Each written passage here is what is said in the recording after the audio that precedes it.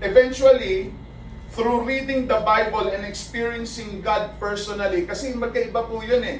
Yung dinala ka ng magulang mo sa church kesa yung personal mong na-encounter si Lord. Amen po ba?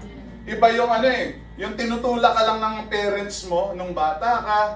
Tapos iba rin yung talagang ikaw yung nakatagpo sa Panginoon, yung na mo yung presensya ng Lord, na-encounter mo personally. Ibang experience po yun.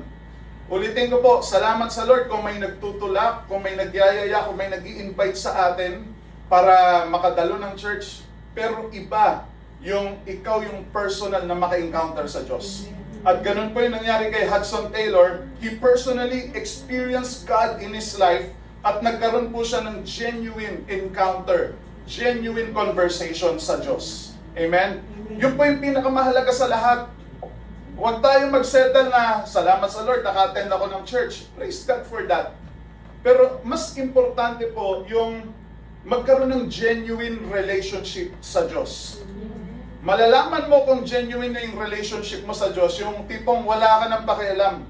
Yung nag-invite sa akin, hindi umattend, pero basta ako, attend ako.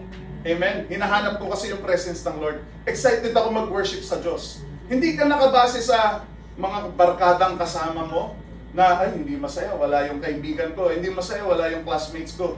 Hindi okay kasi yung tipong kahit mag-isa ka lang, wala kang pakialam, basta ako pupunta ako sa church. Yung dati, parang masaya ka lang pag nandyan sila. Pero dumadating sa point na pagka nai-inlove ka na sa Panginoon, hindi bale Lord, kahit mag-isa ako, tutuloy ako.